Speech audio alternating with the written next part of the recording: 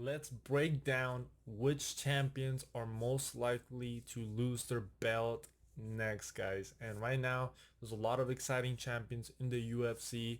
So before I get started with this video, guys, please make sure to like the video, subscribe to the channel if you're new, and comment down below which UFC champion you believe is most likely to lose their belt next, guys. And we're at a very interesting time in the UFC because I mean we have a lot of champions losing.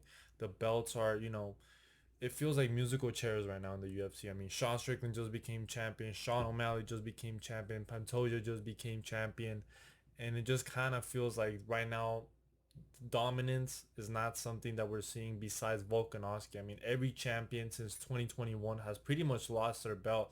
I mean, Kamaru Usman lost his belt. Valentina Shevchenko lost her belt. Aljamain Sterling just lost his belt. You know what I'm saying? So we're right now in a very interesting time in the UFC where we have this up and coming talent and we're changing champions. You know what I'm saying? Like it feels like every pay-per-view there's like some crazy upset, either not necessarily the main event, just like a fight in general that we all just thought, like for example the Robert Whittaker fight. I mean, how many people actually gave Dricus du Plessis a good chance of beating Robert Whittaker? And when I mean that, I don't mean like you were on Twitter and, oh yeah, Dricus might win, or you're picking Dricus, like actually made a valid argument for Dricus du Plessis beating Robert Whittaker. You know what I'm saying? We all thought Robert Whittaker was just going to be too much in terms of skill, guys, but it's just been a crazy year in the UFC, guys. But let's get started with the flyweight division. And right now we have Alexander Pantoja as a current champion, guys. And I actually think Pantoja is going to be champion for quite a while, guys. I know right now in the flyweight division, it's kind of been like a couple years of just Brandon Moreno versus Figueiredo. Figueiredo wins. They do the rematch. Moreno wins, and then again with Figueiredo, and then it's been just Moreno and Figgy back and forth. And now we actually have a fresh champion with Pantoja, so we're actually gonna see some fresh matchups. And he's actually gonna defend his belt at UFC 296 against Brandon Royval, which should be a very exciting fight. I mean, but should be a very exciting fight, and I'm glad we're getting a new matchup in the flyweight division as a title fight. But I think Pantoja should be able to win that fight pretty easily. I mean, he already has a win over this guy, so I think Pantoja is gonna get through Brandon Royale. Who knows? Maybe Brandon Royale gets it done, but I think Pantoja should win that fight. And you know, I think he beats Figgy. I think he's actually gonna be a champion for quite a while. I could see him having 2 to 3 defenses, and then maybe when Manel Cap gets up there, maybe I could see that fight being a little bit more competitive. But I mean, Pantoja's really good fighter, man. I mean, this guy is crazy on the ground, has really good power, very durable, has a lot of heart. So I think Pantoja is actually gonna be a champion in the flyweight division for quite a while. I'm glad the UFC isn't necessarily rushing to get Brandon Moreno back to the title because I was kind of afraid that after that fight they had in July, which was an amazing war, they were going to try to put Brandon Moreno back in there with Pantoja. But it seems like the UFC is like, no, all right, let's get Brandon Royale the opportunity to fight for the title against Pantoja. So I think Pantoja is actually going to be a champion for quite a while. If I had to predict, I think he'll be champion from a year from now. I still think he'll be champion. Now let's move on to the bantamweight division. We got Sean O'Malley as the current champion of the bantamweight division. It still feels very weird to say out loud, guys. And I don't think Sean O'Malley is going to be a champion from a year from now. And that's nothing against the guy's skills. I think this guy is one of the best strikers in the bantamweight division. He is the best striker in the bantamweight division.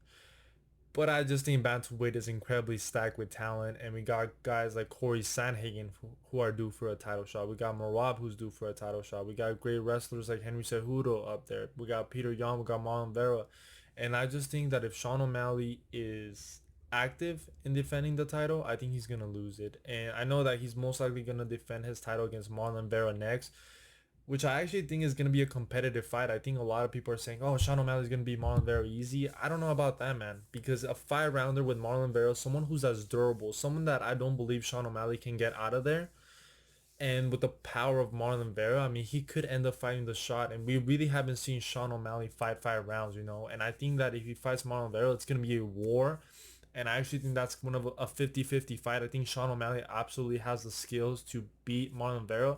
My problem with that fight is I just don't see him finishing Marlon Vera. So over 5 rounds, you guys really don't think that Marlon Vera is going to hurt Sean O'Malley? Like, let's be real. He's going to hurt Sean O'Malley at some point in that fight.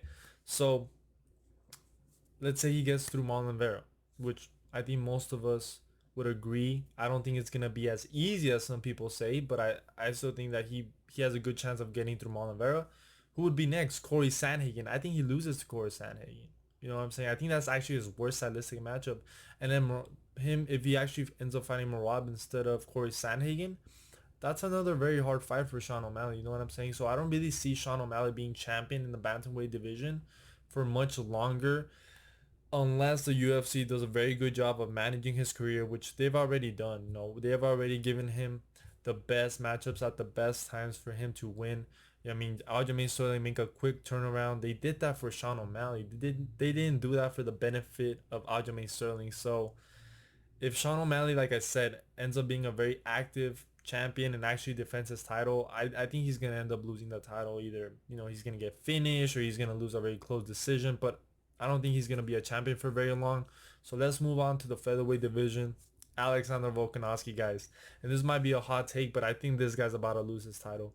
I really think Ilia Topuria is that good, man. I went back to watch the fights with Ilia Topuria, and I was just so impressed with his striking, his confidence, the way he just manhandled Bryce Mitchell, and I just think this guy is the next up and comer, and the guy's 27 years old. Volkanovski's about to hit 35, 36 years old, and I think this is around the time where we're gonna see Alexander Volkanovski maybe have a big fall off. I think this guy's in his prime, probably about to leave his prime. He had a really great fight against Islam Makhachev, where a lot of people thought he won, but honestly he lost 3-2, and then had an incredible performance over Yair Rodriguez, and I just think that Volkanovski is getting up there in age, and I think stylistically, like when you think of Ilia Topuria, somebody that is the same height as Volkanovski, that has the speed with his hands. The only thing I am worried a little bit about Ilia Topuria is that he's a little bit plotty, so I can see Volkanovski maybe chopping those legs down. But I just think that Ilia Topuria, he's shown that he's durable. He's shown that he has good cardio. I mean, he went 5 rounds against Josh Emmett, put a beating on Josh Emmett. And I think he has enough power in his hands to give Volkanovski a bit of trouble.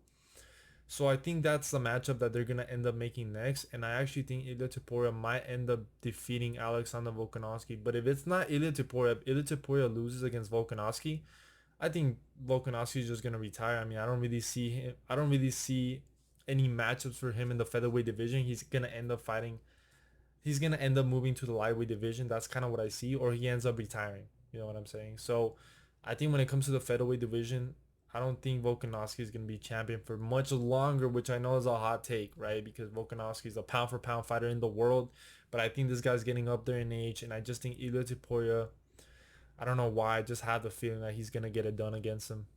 Now let's move on to the lightweight division. Islam Makhachev, which is a very interesting one. He's going up against Charles Oliveira a month from now, and you know all signs point to Islam Makhachev winning their rematch.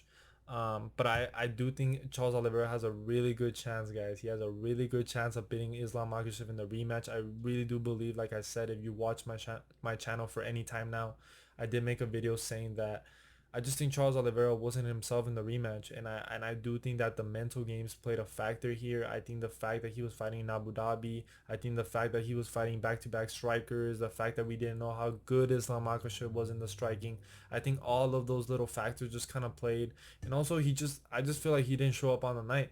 You know what I'm saying? That happens. That's a real thing.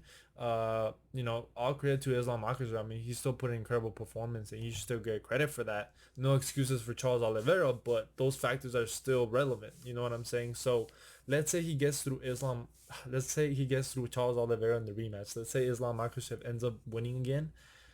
I don't see anybody beating him, honestly. I mean, maybe Justin Gaethje has a good chance on the feet, but we know Justin Gaethje is a fish out of water when it comes to jiu-jitsu. So I think if Islam Makhachev ends up beating Charles Oliveira, who is the only guy I really do believe that can beat Islam Makhachev, Islam Makhachev is going to be a champion for as long as he wants until he ends up retiring. So I think Islam Makhachev is going to be, I think he's going to not lose his belt anytime soon. I could see him being champion a year from now. So that probably the only fighter maybe right now that I see holding the belt pretty dominantly. I'm pretty confident that Islam Makhachev, if he ends up defeating Charles Oliveira, which I have a suspicion that he's not, is gonna end up being champion a year from now. Now let's move on to the welterweight division. We got Leon Edwards as the champion of that division.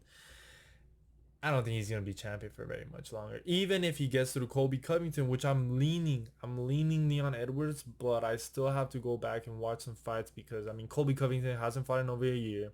I didn't think Leon Edwards' performance against Kamaru Usman in the trilogy was all that impressive. Like the story, like I said, like the story of that fight wasn't, oh my god, Leon Edwards has gotten so much better. He dominated Kamaru Usman. No, what we took from that fight was, man, Kamaru Usman is washed.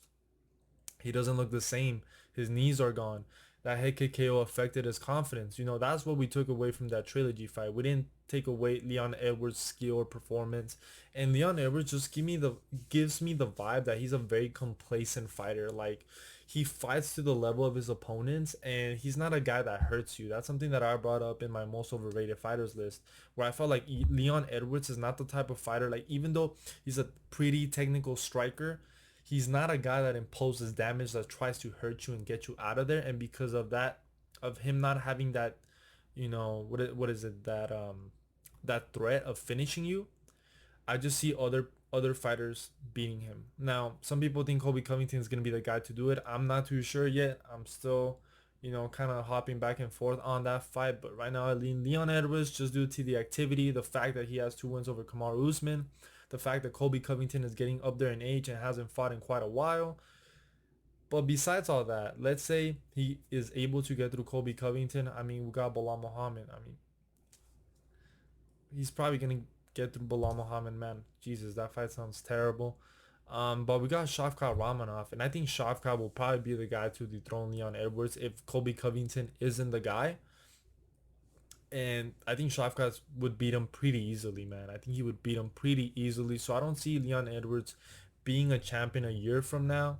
I mean, we'll see what ends up happening in the division, but I don't think Leon Edwards is gonna be this dominant champion in the welterweight division. Like I don't think he's gonna go on the Kamaru Usman title reign or the GSP. You know what I'm saying? So I think Leon Edwards will end up losing the belt sometime in the next year and a half against maybe Shavkat Romanov. Some people think he's gonna lose to Colby Covington. I'm not too sure yet. So like I said, I don't think Leon Edwards is going to be this dominant force. Now let's move on to the middleweight division. We got Sean Strickland as the middleweight champion of the world. He's not going to be a champion from a year from now. And maybe he'll prove me wrong. But I don't think so. I mean, we got Dricus du Plessis. We got, Hamza Chimaev fighting Paulo Costa. We got Israel Adesanya. I don't think he's going to be champion. And the reason I don't think he's going to be champion is because I think Dricus du Plessis is actually kind of a bad matchup for Sean Strickland. Um, I think Dricus du Plessis might be able to beat Sean Strickland, and if Dricus ends up losing against Sean Strickland, I think Hamza Chimaev just destroys Sean Strickland. So, or even if they do the rematch with Israel Adesanya, which I hope they don't, Israel Adesanya is gonna get Gyno for that fight, and he's gonna try to finish Sean Strickland. So I just Sean Strickland just kind of feels like a placeholder. As bad as it sounds, he does feel like a placeholder, and I mean, if he's able to get through Dricus du Plessis, I just don't see how he gets through Hamza Chimaev. But I mean, we'll see how Hamza Chimaev comes back against Paulo Costa. Because if Paulo Costa makes that fight pretty competitive, then who knows? Maybe Sean Strickland has a chance. You know what I'm saying? But I don't see him being champion a year from now. But I hope he does. I hope he stays champion because that would be incredible. And imagine Sean Strickland becomes one of the best middleweights of all time, legacy wise. It'd be incredible, guys. Now let's move on to the light heavyweight division. We don't have a champion for the light heavyweight division. Everybody's vacating. Everybody gets injured in that division. That is the division of just pure injuries. We got Rockets getting injured, Yuri Prohaska getting injured, Jamal Hill getting injured. So I think let's assume that Alex Pereira ends up winning the title against Yuri Prohaska in November. I don't see him being champion for very long either. I think the guy's up there in age. We got Magomed Ankalaev also up there. I think Magomed Ankalaev has a really good chance of beating Alex Pereira. Just takes him to the ground, destroys him. So if Yuri Prohaska wins, then maybe I could see him having a bit of a title reign. Maybe he could make a competitive fight against Magomed Ankalaev, but we'll see because Magomed Ankalaev is also gonna fight next month against Johnny Walker. So we'll see what ends up happening in that matchup. But obviously, I can't say too much about that division because we don't really have a champion. Now let's move on to the heavyweight division. We got John Jones as a champion. Also, this division doesn't really have a champion because I kind of see John Jones like a side quest in the heavyweight division. I mean, he's gonna go fight Stipe Miocic for his legacy and then pretty much retire. So it is what it is. We'll see who ends up fighting for the heavyweight title next year. I'm hoping it's Pavlovich versus Aspinall. That just makes sense in my opinion. But when it comes to champions, man, I think the most likely fighter to remain champion is Islam Makhachev. Second, probably being Volkanovski. Third, being Pantoja. Um, Edwards O'Malley. Sean Strickland. That's probably how I would rank them. But yeah, guys, let me know down in the comments below which fighter you believe is going to lose their belt next. And make sure to like and subscribe. And I'll see you guys in the next one.